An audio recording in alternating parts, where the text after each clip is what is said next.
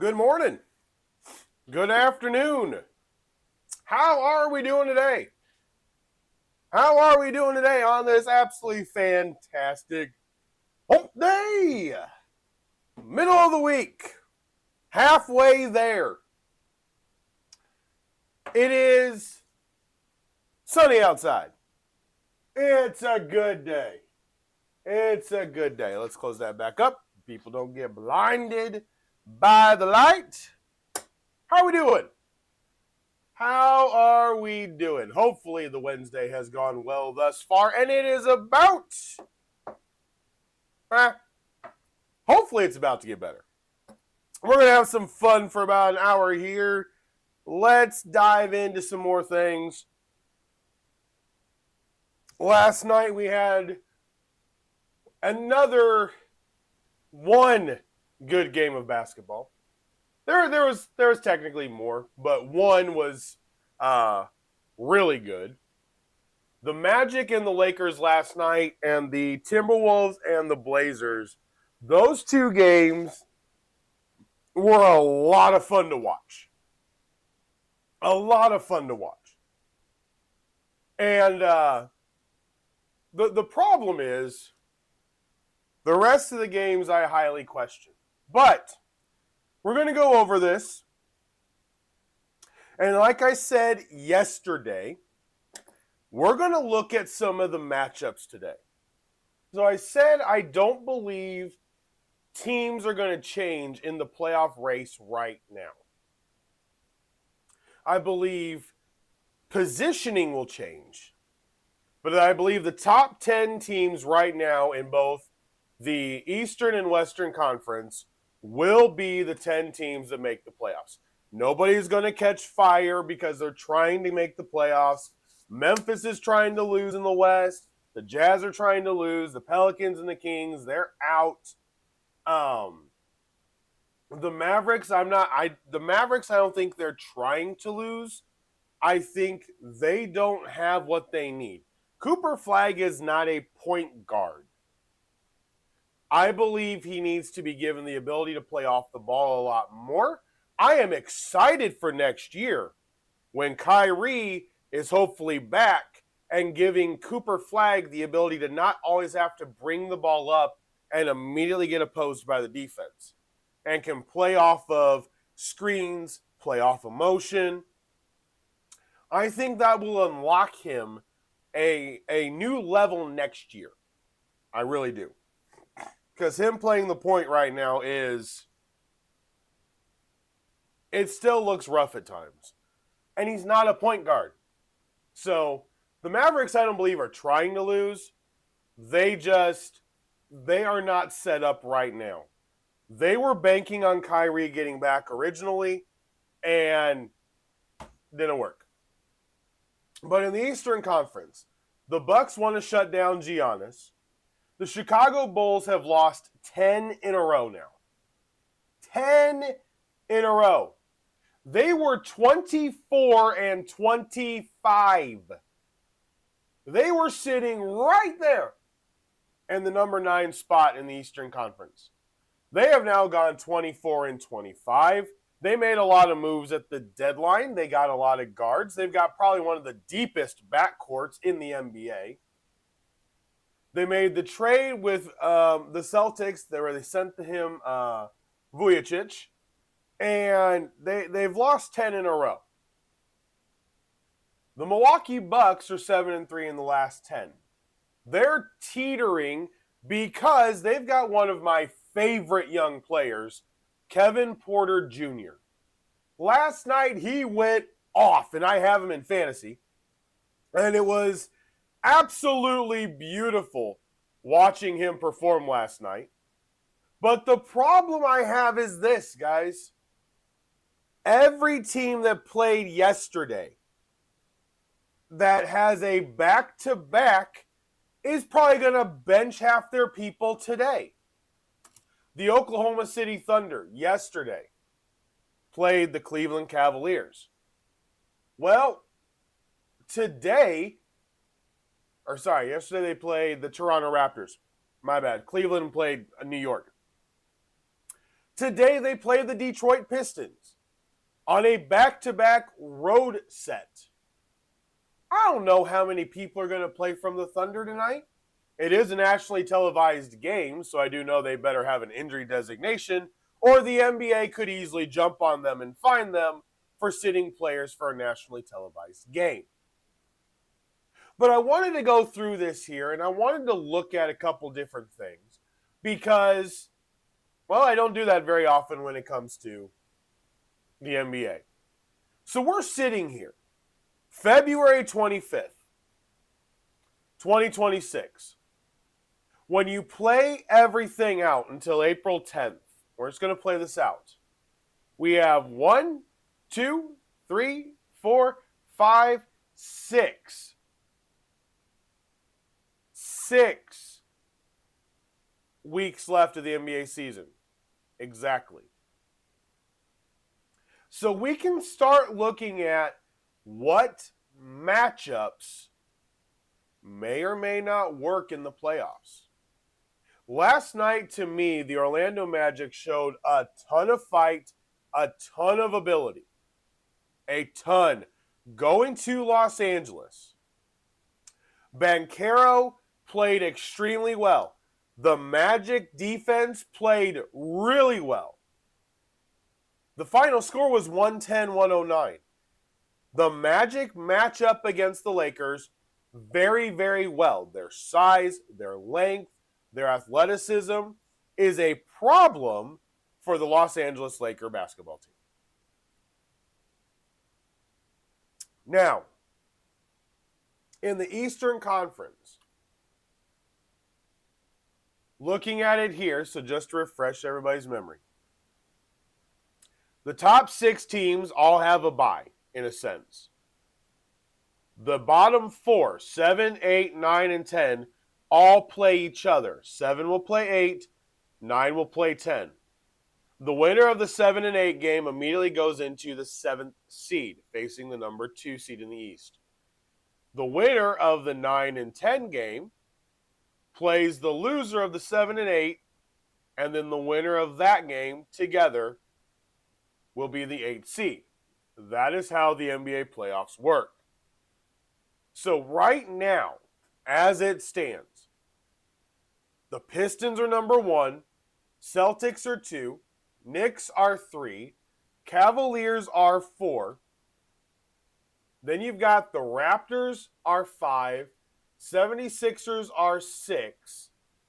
Then you have, starting at 7, you've got the Orlando Magic at 7, the Miami Heat at 8, the Atlanta Hawks at 9, and the Charlotte Hornets at 10.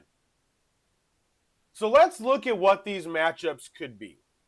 Okay? Let's look at what these matchups could be. So, the 7 versus 8 matchup, the Magic versus the Heat. This game gets really interesting really quickly because the Miami Heat are the 2nd highest scoring team per game in the league. The Miami Heat average 120 points a game. The Orlando Magic average 115. Now, here's an interesting thing, though. When it comes down to field goal percentage, Miami Heat average a 46% shot from the field, and so do the Magic. So this game right here would come down to who takes the most shots.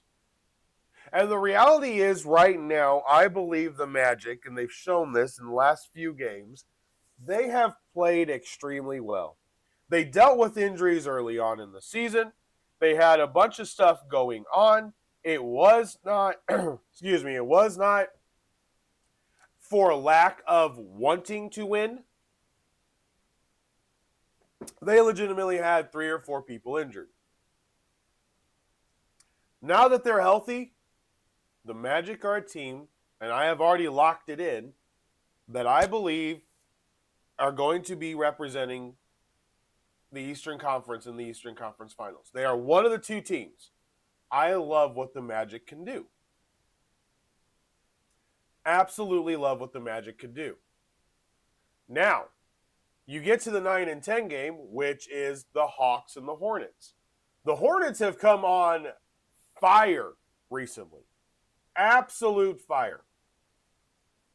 The Atlanta Hawks, I slightly question. But the Charlotte Hornets average 116 points per game.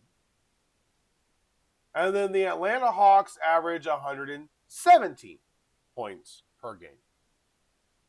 So this game would really come down to which team I felt was more consistent. The field goal percentage actually has gone up since the beginning of the season, but the Charlotte Hornets are at 46 and the Atlanta Hawks are at 47% from the field.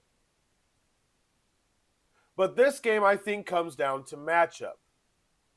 Jalen Johnson versus Miles Bridges at the 4. Then you got Dyson Daniels versus versus LaMelo Ball out at the point.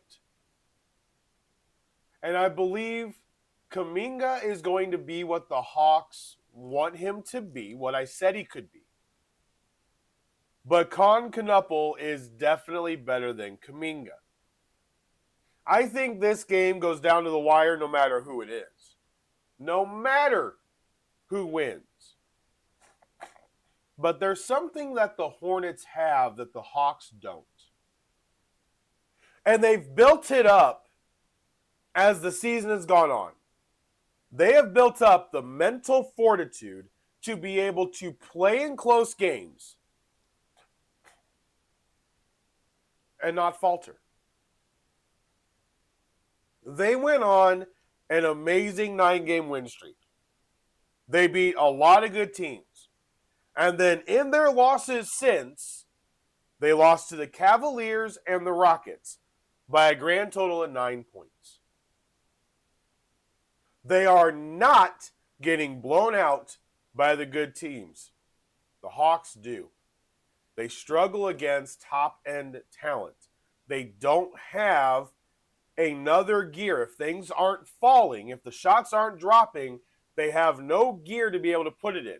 The Hornets have Brandon Miller, LaMelo Ball, Miles Bridges, who will just drive down the lane, try to get the foul, and start getting to the free throw line. They have an aspect and a gear in Charlotte that is really impressive. So at the end of the day, I think what we're seeing at the beginning of the year is different than what we're seeing now. The Hornets now, to me, are a top 6 team in the East. Yes, I said it. They are playing basketball as one of the top 6 teams in the Eastern Conference. They are playing together. They are playing controlled. They are playing within what they do. And it's absolutely fun to watch. It is really fun to watch. So the reality is in the play-in matchups, honestly, I'm going the Magic right now because I think they're that good. I think they're getting better. The Heat, I don't believe, have as much of a scoring ability against bigger teams right now. They don't have Jimmy Butler. We'll have to see what Hero does. We'll have to see if Wiggins can play in the playoffs again. And then I got the Hornets knocking out the Hawks. And honestly, the Hornets are too fast for the Heat. Bam Adebayo is really good. But he has his limits, and the Hornets can rebound. And the Hornets play tough defense.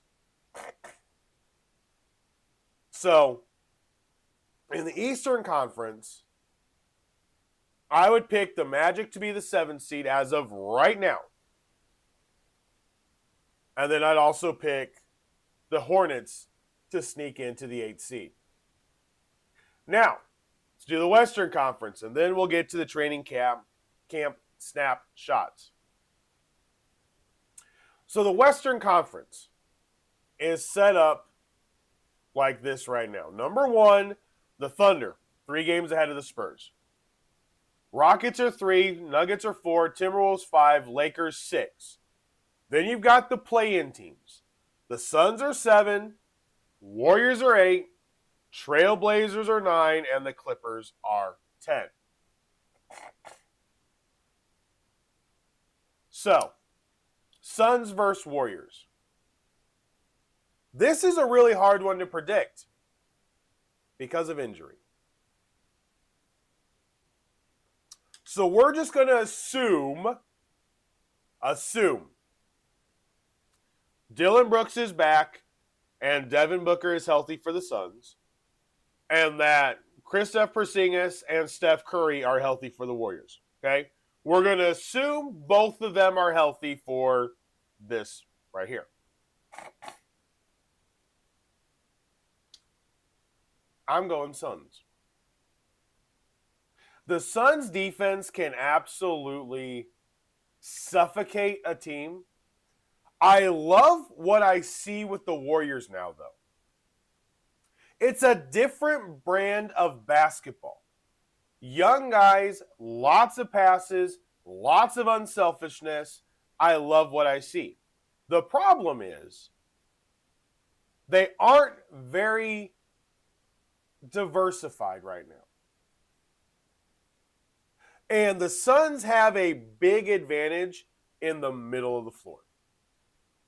Mark Williams being there, Dillon Brooks playing the defense, Devin Booker on the outside. The Suns, I believe, are better than the Warriors, even with Steph Curry. The Suns have been up and down. There is no doubt about it. My goodness, have they been up and down. No doubt about it whatsoever. But the reality is they're good enough and they can knock off the Warriors. Now, the 9-10 game is the Blazers and the Clippers. I love this Blazers team. They are extremely young. And I still think they're going to make a play for Giannis because they got all this youth. I really do. Clingan is outstanding center. Avdija is one of the best passing power forwards in the league. He's just not healthy enough. So we're going to assume that Avdija is back and Shaedon Sharpe is back. When fully healthy, I believe the Blazers are better than the Clippers. Now, to be clear, Benedict Mathurin and Kawhi Leonard can put up a lot of points. And I don't think this game is below 115 for either team. I think this game would be a 125-124 game. I think it would be outstanding.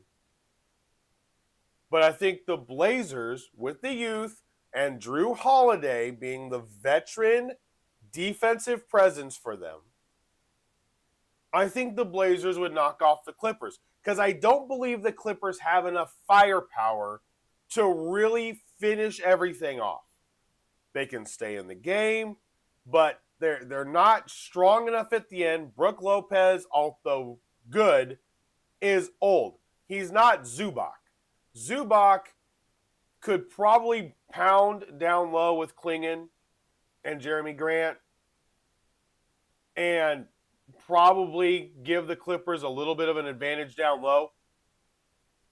Brook Lopez ain't doing that. Sorry. Brook Lopez just isn't doing that.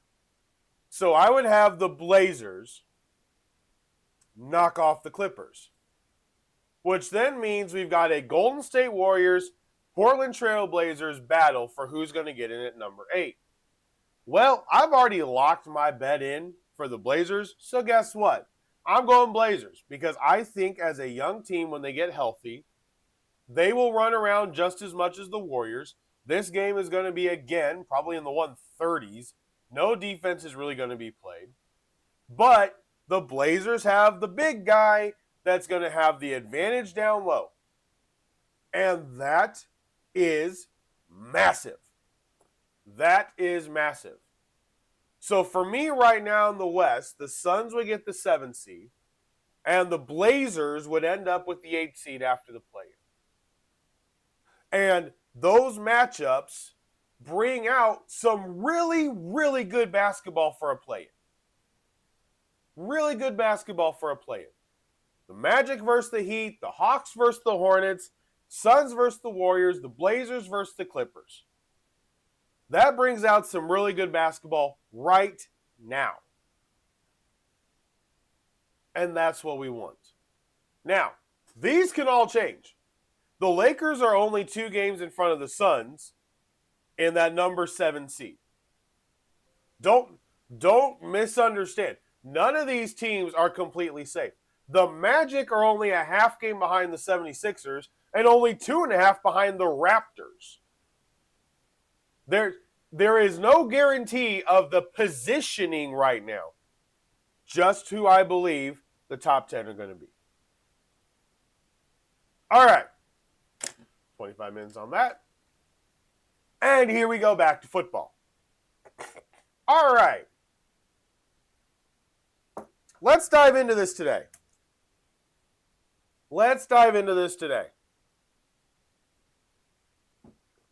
So, the first team we're going to look at today is a team that I am sure everybody will be watching here in about 2 weeks. Because they've already made some waves with what they've done. They've already made some waves. We're talking about the Miami Dolphins. So let's dive into this. Miami Dolphins, new head coach, Jeff Hafley.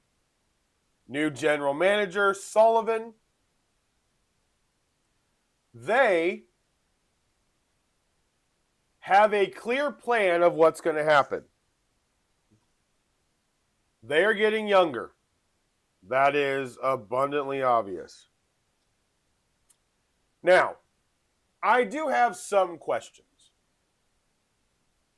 They decided they are not going to bring back James Daniels, the 29-year-old guard that they got from Pittsburgh a couple years ago. Tyreek Hill is being released as is needed. Zach Wilson is the backup quarterback. No big deal there. Larry Borom, 27-year-old backup tackle. He is a free agent. Eichenberg, the backup guard, is a free agent. Jake Bailey, their punter, is a free agent. Darren Waller. I would re-sign Darren Waller. I really would. Rasul Douglas is a free agent as well. When you look at their cap space, though, they're only $3 million under the cap. They currently have 74 million dollars in dead cap money. 74 million. That's a lot. I mean, that's a lot. They have got so much dead cap money. I don't understand. I really don't. I really don't. So how are they going to switch this around? Well, we know they're releasing Bradley Chubb as well. Bradley Chubb, Trey Hendrickson will easily be the top two most sought after defensive linemen there is. Absolutely. 100%. So what does the draft look like for them? Well, they got pick number 11, pick number 43. They have 3 picks in the third round. Pick number 75, 87, 90. Then they have pick 111 in the fourth, 149 in the fifth, and 228 in the seventh. So heading into the draft, they have 8 draft picks. 8 draft picks. The biggest question with them, clearly, is what do they do with Tua? That is the biggest question. I don't think they really fully know which way they're going to go with this. And what I mean by that is simply this. I think when the GM said all options are on the table, I actually believe him. I believe all options are on the table. Because they can play this pretty patiently. They can play this in a manner that keeps a lot of their options open for a decently long period of time. The Cardinals, I don't know if you guys saw the story, Kyler Murray came out and refuted what the GM said and says, I haven't talked to the Cardinals. This is why people don't want you as their quarterback. So I could easily see Miami slow playing everything with Tua and the Arizona Cardinals fast playing with Kyler Murray. But if you're the Miami Dolphins here, You have got $74 million in dead cap money. You just got to trade people away and get younger. You got to start developing. You shouldn't have been this bad. We all know this. They should not be this bad. Except for the fact is, the GM Greer, the former GM Greer, was horrible at actually building a team. They kind of need to go 4-13 next year. Get a high draft pick. They do. They kind of need to go 4-13. They need to be able to recoup some of this cap money that they lost by Greer being stupid and giving really big contracts to players that didn't deserve them, i.e. Tua, Tyreek Hill. I mean, I don't know why you ever paid Tyreek Hill $30 million a year. It's one of the dumbest moves there was. There's no reason for it. If Andy Reid and them aren't going to bring him back, you probably shouldn't overpay for somebody like that. Just saying. But nonetheless. So the Dolphins right now with 8 draft picks this year, especially with the 3 and the 3rd, they got 5 picks in the first 3 rounds. That's very important.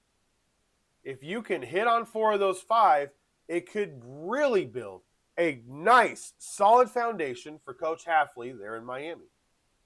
And I do like what he's got going. I do like who the GM is. I do believe there will be smart decisions. I really believe that. But I think it's going to take an extra year. I believe they got to be 4-13. They cannot have another 8-9 season. They have really got to go after young talent that's going to be what they want there in Miami. So that's the Miami Dolphins, in my opinion. Now, their divisional rival, the Buffalo Bills. This one is going to get really interesting really quickly. The Buffalo Bills are already over the salary cap. Still, they are over the salary cap by $4 million. That's easy to take care of, though. You know how? Same way the Chiefs did it. Chiefs opened up cap space by restructuring Patrick Mahomes' deal, turning it into a signing bonus instead of a salary, and the Bills can do that with Josh Allen. So don't be worried about Josh Allen. Don't be worried about the Bills' salary cap issues. Don't.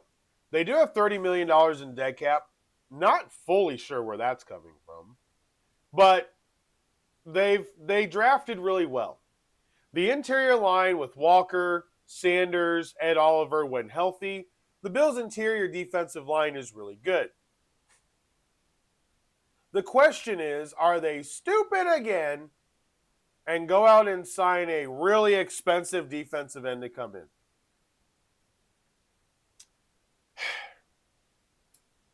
Mr. Bean has brought in Von Miller at an outrageous contract and brought in Joey Bosa. Greg Rousseau is sitting on the team right now. I think you need to trade Greg Rousseau. Bill fans love him, and so do I. But I think when it comes to salary cap and switching around how this defense plays, you have 3 defensive tackles in the middle. Walker, Sanders, Ed Oliver. Very good defensive tackles. 2 of them really young, 1 of them a veteran. You can then rebuild your edge, especially in this draft, if you can get 2nd, 3rd round picks for Rousseau, lower the cap number, give yourself a longer runway on having those players be productive for you. Because the Bills need secondary help too. Badly. Their rookie that they drafted last year, I never would have drafted. Maxwell Hairston, I said he was too small. He's too small to play where you want him to play. You already have Taron Johnson sitting there. It doesn't fit. It doesn't work. Oh, well, Brandon Beane is not the best GM in the league. Most people actually believe the Bills are kind of not talent bankrupt, but it doesn't match what Josh Allen needs. The talent isn't there for Josh Allen to not have to be Superman. And Josh Allen isn't taking all of their money. And if they switch this around to a signing bonus like the Chiefs did with Mahomes, they'll probably open up $25, $30 million in cap. So how does Joe Brady want this team to look? I would trade Greg Rousseau. I absolutely would. Looking at their free agents, so number one, Joey Bosa made $12 million last year. Let him go. He'll be 31 years old at the start of next season. No need to pay for him. Daquan Jones, the backup defensive tackle, 34 years old. Let him go. Don't need him. Now, the center, Connor McGovern. You do want him around. And I would absolutely re-sign Connor McGovern. Absolutely would. But he's probably going to be able to demand $12 to $15 million a year. That is probably what he's going to be able to demand. Matt Milano is a free agent. AJ Epinesa is a free agent. Tre'Davious White, I think they could bring back on an easy, cheap, 2-year, $6 million deal with incentives and bonuses. David Edwards, the backup or the starting guard, he could get paid a lot of money. Reggie Gillum, the fullback, Damar Hamlin, let him walk. Let him walk. Damar Hamlin, I know what happened on the field against Cincinnati, but Damar Hamlin isn't a great safety. He's really not. Let him walk unless you can get him back for cheap. Darnell Savage, Shaq Thompson, Jordan Poyer, Jordan Phillips. They've got a lot of guys that are they're free agents, but if you can get them back for cheap, it should be pretty easy. But you have to get younger. There's no way in the world that I am signing another 30-year-old edge rusher again. Just not. Trey Hendrickson is not worth it. He's not going to change this team. Joey Bosa couldn't. Trey Hendrickson's not either. And he's going to be a lot more expensive than 10, 12, 13 million a year. Draft the rookies. Build the defense the way the Rams did. Find your Kobe Turner. Find your Byron Young. Find your Jared Verse and Braden Fisk. I believe they've got the defensive tackles. I love Walker. I love Sanders in the middle. I believe they could go 34 in some instances. They could play a 34 defense with the 3 defensive tackles on the line and use their speedy linebackers better. Now, if Matt Milano and Shaq Thompson are willing to actually take decent contracts to stay in Buffalo, both of them should be back. I know both of them have injury concerns and issues, and I understand that, but I would absolutely bring both of them back. So, Buffalo's biggest issue. How do I get younger? That is the key. That is the key.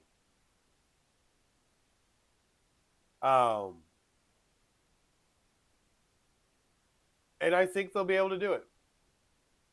But Brandon Beane is under a lot of pressure this year. That GM seat there in Buffalo is really hot. Joe Brady has the team he likes. They'll bring in another receiver, probably. I don't know if they should. If Brady believes in Keon Coleman, and he's the one that stood on the table for Keon Coleman, and he's already told Keon Coleman, I'm the one that was there. I wanted you. I am now your head coach, and has looked at Keon and said, go prove me right. I believe Keon Coleman is going to do that, and I have actually made out trades to be able to get him in most every fantasy league that I have, because I believe with Joe Brady, Keon Coleman will be on the field almost every single play, with Khalil Shakir, and it's going to look like a really good offense that doesn't have any idiot over the top of it going, no, maybe we should do this instead when he has no clue about offense. So I like this. I really do. I really like this. I'm only watching the GM this year. The coach, I believe, will be fine. The quarterback's going to be fine. The running back's going to be fine. They've got two potential holes on that offensive line you got to watch out for. McGovern and David Edwards. Both could absolutely get paid in the offseason here in about 2 weeks. They could both get paid. So, do I believe there could be holes? Yes. But, looking at their draft order, they got pick number 26, 60, 91, 126, 166, 221, and 229. They only have 7 picks. I would trade Greg Rousseau. I would flip those picks around. You got 2 7s right now. I would flip them.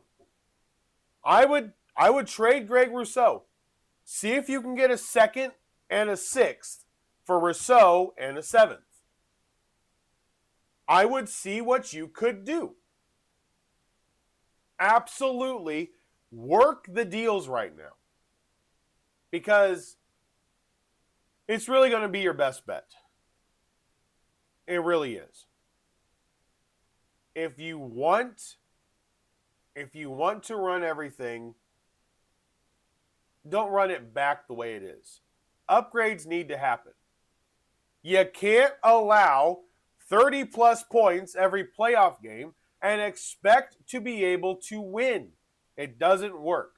The defense is still the bigger issue. Regardless of everything else, the defense is the biggest issue. They're going to have to address it. It's that simple. Do I think they can do it? Yes. Do I have faith in GM Brandon Beane to do it? No. Will it shock me if it ends up working out? Nope. They got Josh Allen. It's that simple. It's that simple. The Bengals made a Super Bowl with Joe Burrow basically by himself, no offensive line. One of the most cheapskate owners in the NFL. And they got to a Super Bowl. Do you have to have everything perfect to make a Super Bowl? Nope. Absolutely not. We've had teams prove that. You got a quarterback like Joe Burrow, Josh Allen, Patrick Mahomes, you can have holes on your team everywhere and still make a Super Bowl. But my focus is going to be on what the general manager does. I'm going to be watching the moves they make very closely. They need to trade Greg Rousseau. I will say that forever. If they don't trade him, I believe it is going to be an absolute – it'll be a failure on Beane's part. You got to take advantage of what you can get for Rousseau. There are plenty of teams that will trade you and give you the draft capital you want. Make the move. All right.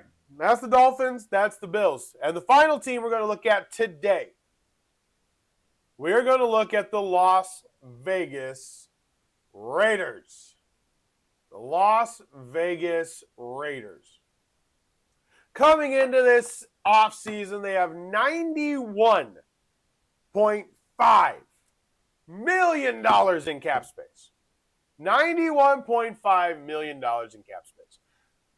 I would dare say everybody listening would love to have $91.5 million available in your budget. Just taking a wild guess, I bet you most everybody, actually I guarantee everybody would love to have that amount of free capital to have. Well, the Raiders have it. And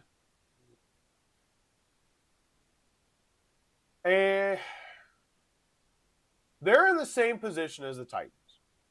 They're in the same position as the Patriots were last year. So let's take a look at what free agents the Raiders have coming up. Not surprisingly, not many that actually matter. Number 1 free agent, Malcolm Koonce, the defensive end. Let him walk. He'll probably get $8 to $10 million a year. Let him walk. Let him go. Let him go. I wouldn't do it. Daniel Carlson, the kicker, I'd actually let him walk. I really would. Let him walk. Draft one of the rookies. Take your chances. Take your chances with the rookie kicker. You're in a dome. You're in Vegas. That's what I would do. Kenny Pickett's a free agent. The cornerback, Eric Stokes, who's going to be 27 years old next month. Eric Stokes is actually a free agent. I would re-sign him. If you can get him for, let's see, if you can get a three-year $22 million deal for Eric Stokes, I think would work. I believe that actually would be a great contract. $12, $15 million guaranteed. I think he's actually a lot better, and I believe in the new defensive system, he will be very good. So, Eric Stokes, I would bring back. Landon Roberts, free agent. Lonnie Johnson, the safety, free agent. Raheem Mostert, free agent. Let him go. Ian Thomas, the backup tight end. Let him go. Dylan Parham, definitely let him go. There are a lot of people saying you could bring back Parham. Why? Listen to the draft. Listen to the draft. They have pick number 1. They have pick number 36, 67. Then they have pick 102, 117, 134, 174, 181, 184, and pick 220. They have 10 picks to open up right now. 10 picks to open up right now. And they also have the $91.5 million in cap space. So, let me ask you. Are you just going to throw the Raiders aside because they're the Raiders? I'm not. Fernando Mendoza is going to be their starting quarterback. Ashton Jeanty is the running back. Brock Bowers is the tight end. They need receiver. And they can make moves to get receivers. They can make moves that they have to make. It's that simple.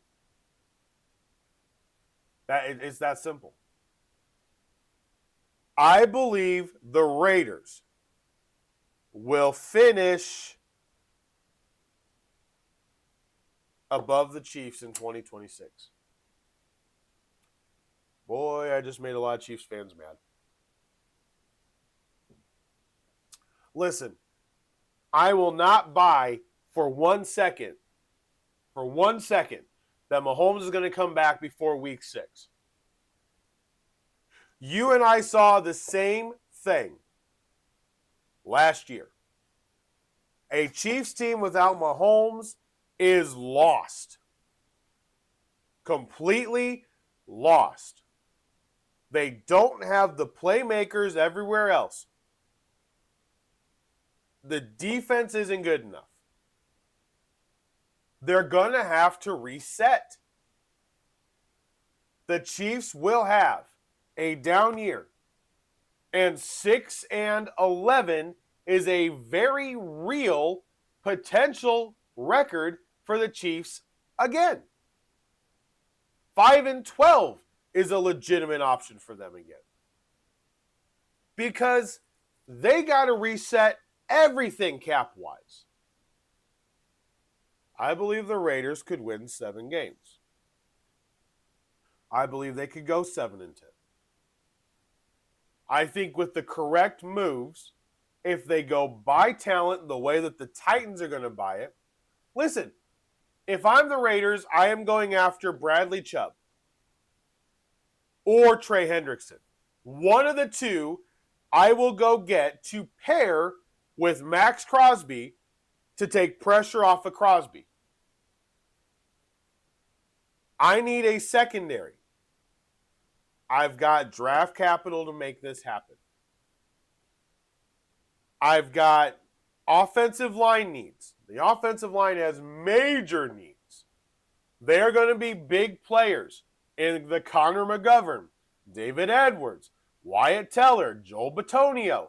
They're going to be big players in every offensive lineman that is a free agent. As they should. They need to revamp that offensive line now. But Klint Kubiak, if they do exactly what they're supposed to do, if they carbon copy the Chicago Bears, go get your offensive line. Go pay a little bit for it. Get the offensive line handled. That means Ashton Jeanty can actually run. That means Fernando Mendoza is going to have time. That means Brock Bowers is going to have the ability to get wide open. The Raiders have things set up. And if you're going to look at me and go, yeah, but they're going to Raider it, I can't tell you you're wrong. But I am going to tell you I don't think they will. And it's going to be, listen, this is why.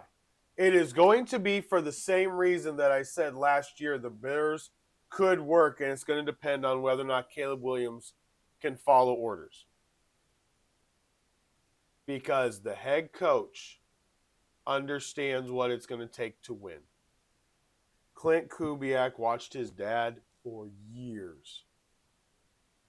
Klint Kubiak saw what it took to be a Super Bowl winning coach. He just won the Super Bowl as an offensive coordinator. His offense is absolutely fantastic. His game plan is 100% workable and moldable around what the team is.